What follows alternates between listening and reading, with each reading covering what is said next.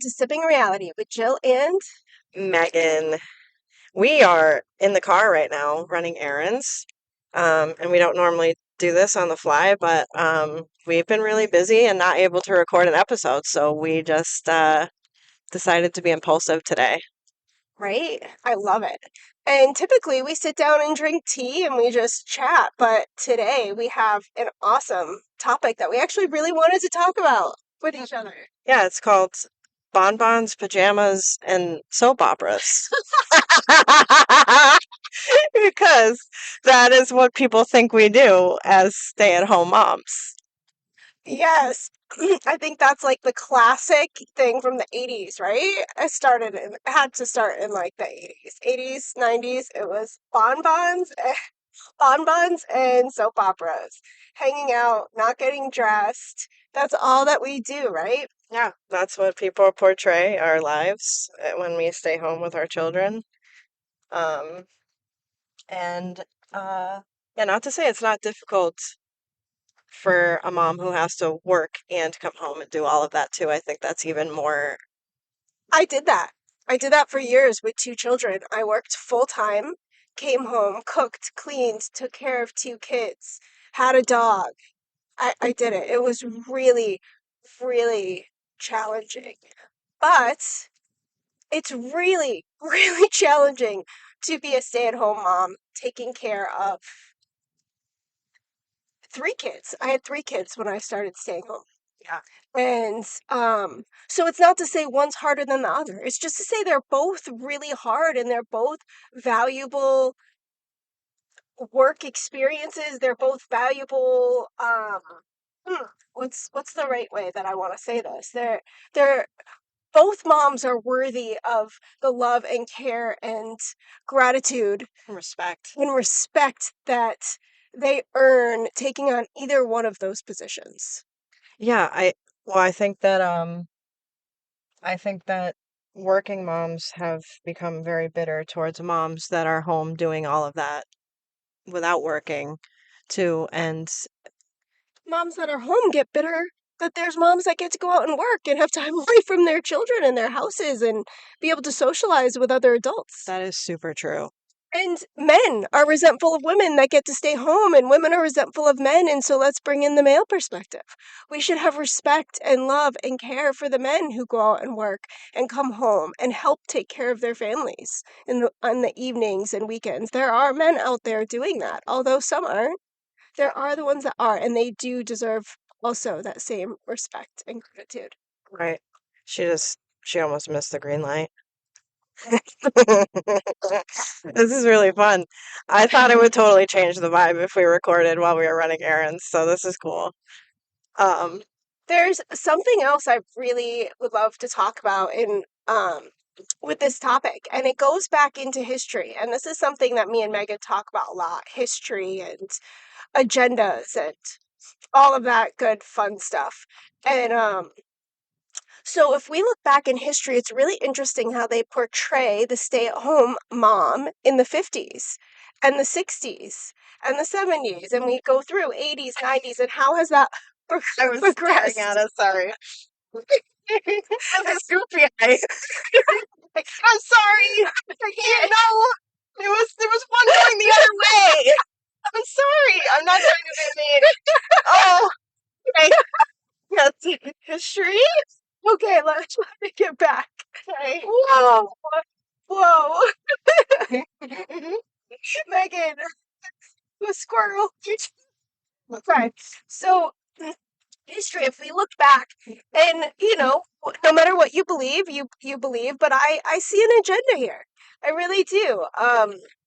So first, mothers were depicted as being on cocaine, actually, being on uppers to get through their day. They were really The thought, housewives. yes, the housewives. They were thought to be um, these really hard workers that never stopped, that couldn't get through the day, that just always kept going and needed drugs, and You know, they that's when just they got. promoted smoking cigarettes too a lot. Oh yes, all of that. Yeah. And how many house moms were really like snorting cocaine? I'm sure there were some. I'm going straight. Yeah. Which lane? This one, the left one. Left. Oh my gosh. Sorry. We're gonna get there. We're gonna get to where we're going. Yeah. We're in the city. She Yes. knows where she's going, and She's at I least don't. stopping at stoplights. That's Yeah. good. Yeah, she's forgetting to go at the green, but she is stopping. Okay, so history, right? And then feminist movement. Okay, so that pulled in the feminist movement where we were looking at these moms who needed uppers to just to get through their day. So women started to rebel, and the agenda started to push this feminist movement. And it's understandable. I get it. I'm not judging. I see it. I understand why women took hold of it and pushed for it, and we do deserve equal rights. But We back then, deserve equal pay. We deserve these things. yeah. Well, back then, I mean, it only makes sense that that movement was pushed because we were being not that I don't think it's a natural role for a mother to be home with her babies that she just had and nursing and able to take care of them, but we were forced into this role and nobody was to help us. It was like, nope, that's yours, and that's I'm not helping you with that. And I think that that may be forced to our hand a little bit in that. Well, that was the agenda, to portray us as that, so Right. that the world saw us as that, and so that women started to see, we started to see ourselves as that, and that created a rebellion, an understandable rebellion in us as women to stand up for our rights and for equality, right? And this is why I say I see it as a greater agenda, because the feminist movement came in, and that created a huge breakdown in family. I probably the greatest agenda to create the breakdown in family and division between the male and female that exists.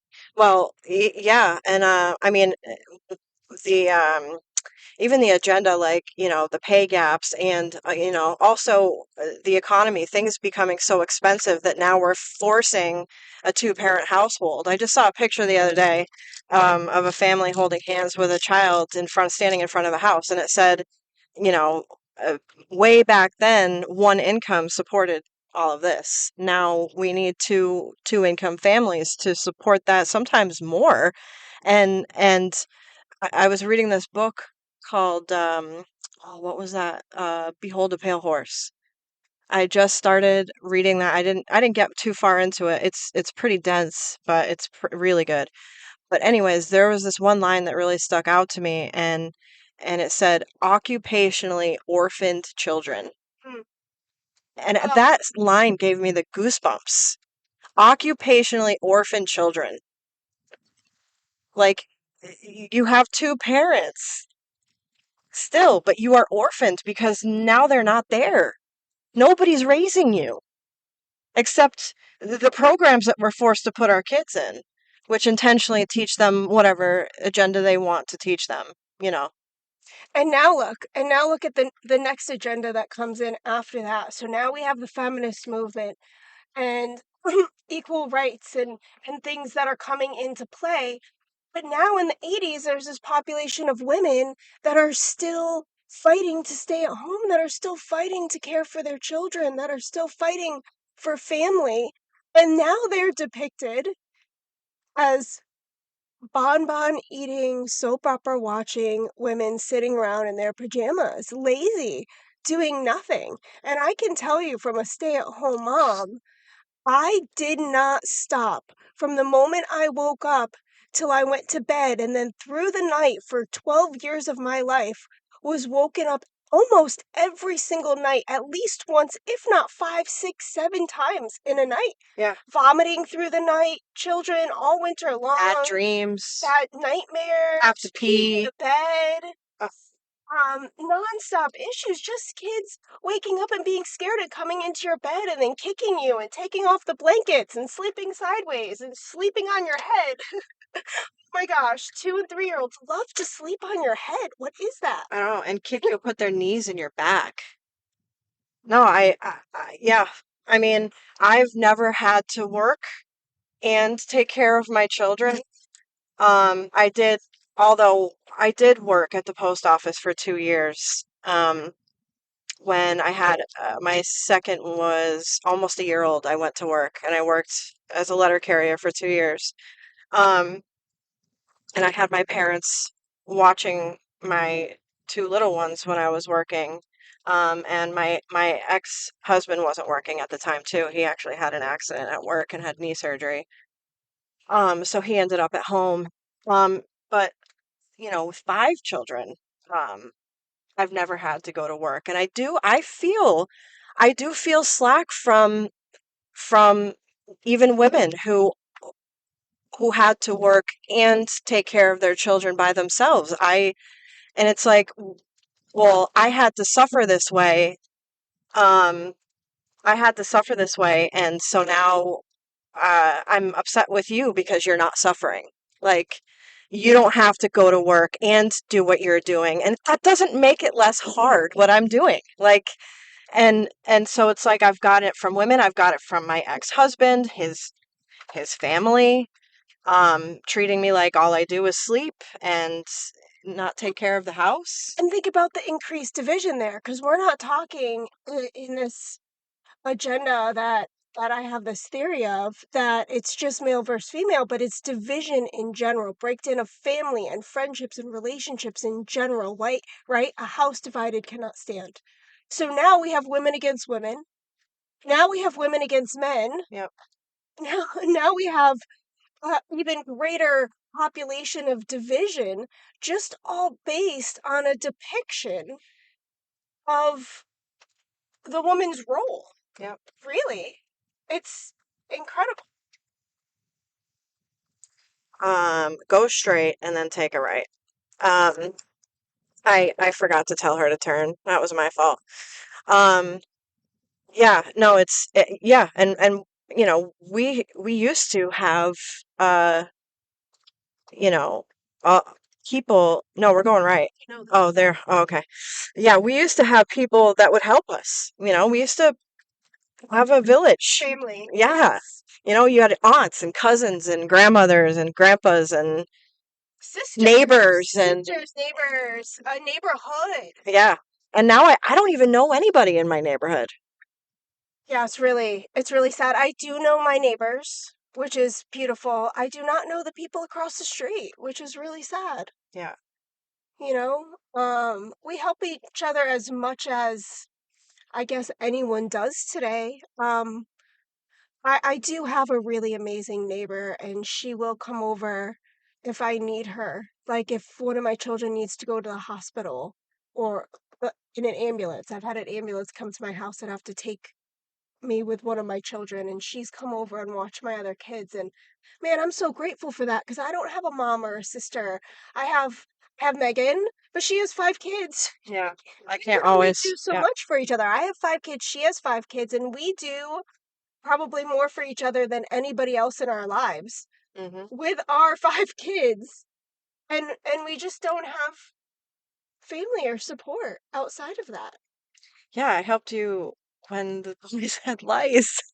Oh my gosh, let's not talk about that. Trauma. That was terrible. It was Trigger. really bad. I wore shorts on my head when I went in. Oh my gosh, can we share that picture? We need Now to I have share that. to. We have to share that picture somehow Oh, I with look our terrible in that picture. this podcast of me with my hair up sideways and you with shorts on your head to protect your hair. It was a cute picture. I love it actually. Yeah, it is.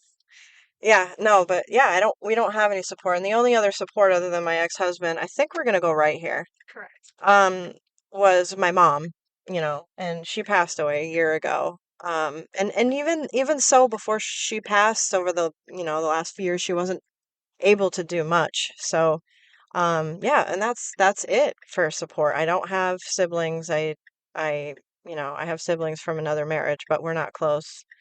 Um, and they're like double my age. Um, their kids are already grown and they're, you know, retired and living it up. So And another point is this is not to say that there aren't some really lazy people out there that don't do anything. that's true. And some of them are parents. But when we start generalizing and looking at one person and without understanding their situation, put them in a box and say, oh, they're lazy because this is their life situation. Now we're creating division and we're increasing the division that's harming us. Yeah.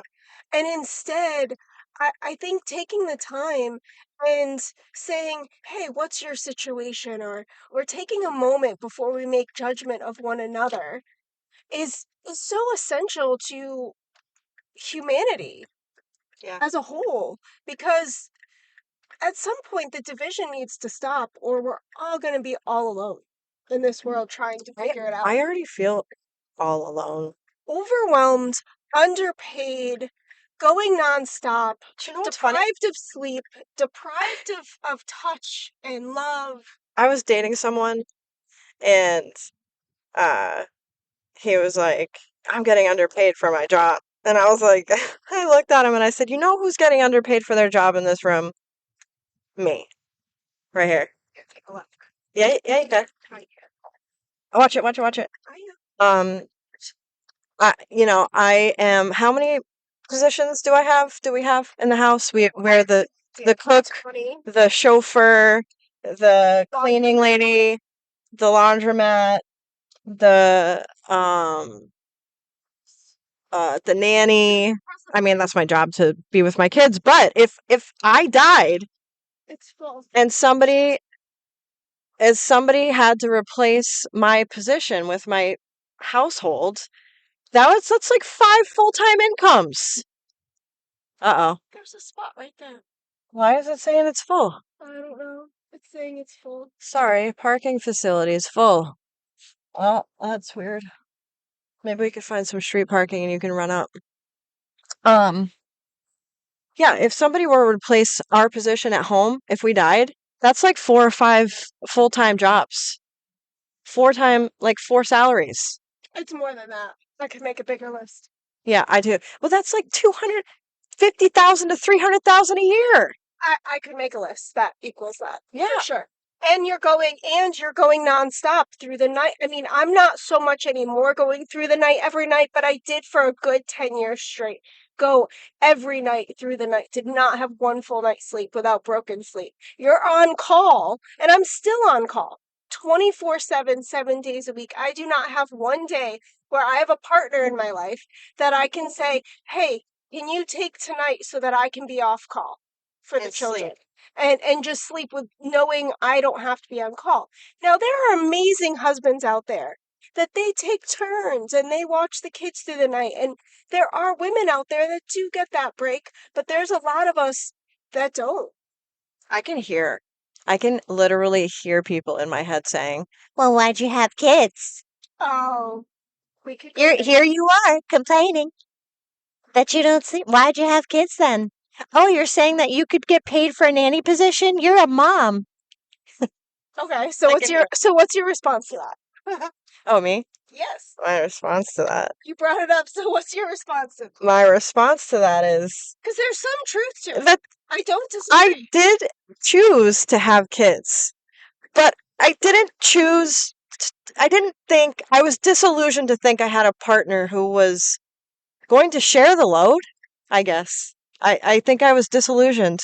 And not until I asked for a divorce did he step in and be a partner in that. And that doesn't always happen either for anybody who finally, Jill is a great example of that. He didn't change and try to step in and be more of a parent because she asked for a divorce. But so it's like, but she was already dealing with that when they were together.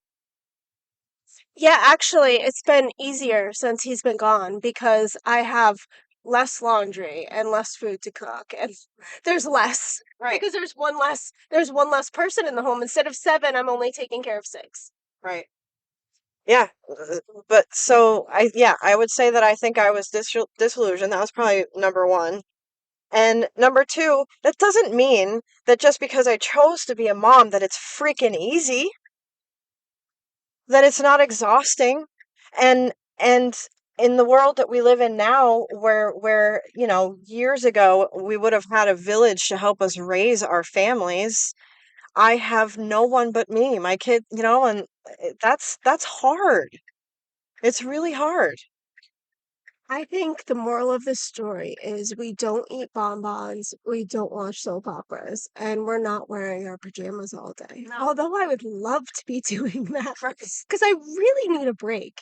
And if, you know, But when I haven't sat down all goddamn day, I haven't slept in weeks, and someone walks in the door and assumes that I've been sitting on my ass all day when actually, the last time I thought about it, I haven't sat once since the kids woke up.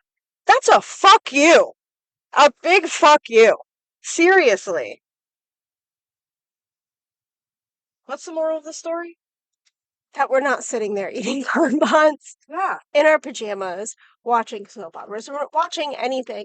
And yet, today I do, now that the boys are in school, I do stop for an hour. Sometimes I'm lucky enough to stop for 2 hours. Once or twice a week, I'm able to do that and stop. And I feel so gosh darn guilty when I do. And all I can think the whole time I'm sitting there is how lazy I'm being because of this agenda that's been pushed into my head that I'm not allowed to take care of myself. Right. And whereas people who work after work will stop and do something for themselves because they've been at work all day, which they should. Yep. They're deserving of that. This is not anti anybody else. This is a all inclusive. We're all struggling. We're all in the same world. We're all working hard, except for those people that aren't. We're not talking about them right now. We're talking about all those hard We all workers. can't be lumped into that. Yes, who love our families and work hard, and all of us, the working moms, deserve to go to the gym or to have some tea with a friend sometimes. The non-working moms deserve to put their feet up for an hour or two every single day Yeah. and have a little rest. And the dads out there deserve to go to the gym and have time out with their friends and go golfing on a Sunday and have that too. And instead of being against one another, to come together in an understanding of different roles in different ways and appreciate one another. And I think that's really the true moral of this discussion. Yeah. I mean, I think that goes for everything. Like, we don't have the right to judge. It's full. But I see parking spaces. I know. That's really annoying. Um, yeah, the moral of the story is I don't think any one of us has the right to judge into somebody's life without really knowing their situation. I mean, I have had friends that are like, they seem like mad at me because I'm not working. And I don't mean mad, but like, they feel some type of way that I'm home and I'm not going to work, as if what I have to do at home isn't hard and I have no right to even complain about it, you know? It's like, when I haven't slept in years. Every time I put my head on the pillow and bum, it's like I have heart problems now because my nervous system has been so high for so long that I have heart issues now. She actually has legitimate heart issues. She has issues with the beat of her heart beating extra beats Yeah, sometimes? like every 6 beats or Every something. 6 beats, And something. then But sometimes it gets like really riled up. but she does. She's not just saying that. She actually does have heart issues that get worse based on stress and not stopping and not taking care of herself. And also, I have my things too. So um I just want to say thank you for being with us on this drive. Yeah, this was fun. Yeah, I think yeah, it was like on the fly and um I don't know, it feels a little more like our car talk. I think. And it's such an important topic. Yes, this is something that we would be talking about whether we were recording it or not, because it's just a very important topic. And I really think it's important to tie it back to um, how parenting roles have been portrayed for a very long time in different ways and how it's created what it is today. And that we all deserve some love and appreciation and snack and cup of coffee or tea and to put our feet up and a little time at the gym and some time with friends Yeah. and a vacation. We all deserve all those things. Jill went to get her passport photo this morning. No.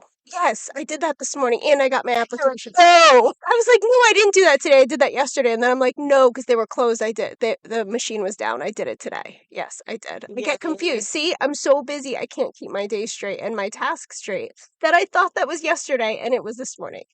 Nope, you did it. You got it done. I did. She, I'm going somewhere. I don't know where, but I am going. I have no plan, but it doesn't renew for 10 more years, so we have plenty of time to plan something. We do, and then we can renew it, and then we could go somewhere else Yeah, and keep going. I'd rather have it than be like, oh shit, I need it, and then have to apply for it. So go on vacation. We'll see you there. Do you know what's funny? I you guys listening to us might think like we sound like this isn't how we would talk if it was just us and we weren't recording. But like I was just thinking when Jill was talking earlier, even saying like the history, like, no, let's go back into the history of it. Like she literally said, like literally talked to me like that the other day. Like this was a literal discussion we had without the mic in front of us. And so like I just wanted to make that point. And that's what we're going to be doing. We are not going to be coming up with topics. We are going to be getting together a certain time and day or on the fly like this, and we're going to be making our pot of tea and we're going to be sitting down and we're just going to start talking and see where it leads us, because that's when we have the most exciting, interesting, deep, enlightening conversations. Funny, dramatic conversations. And that's what we want to invite you into. So as we continue, that's what we'll be doing. And you're all invited to join us. Well, maybe once in a while we'll say this topic we need to talk about. It is hot in here. It's hot today. And what is it? December friggin' 17th? It's like 60 degrees outside right now. Okay, well, we got to our destination and we're gonna go. We love you guys. Thanks for listening to our car talk discussion today. Bye. Bye.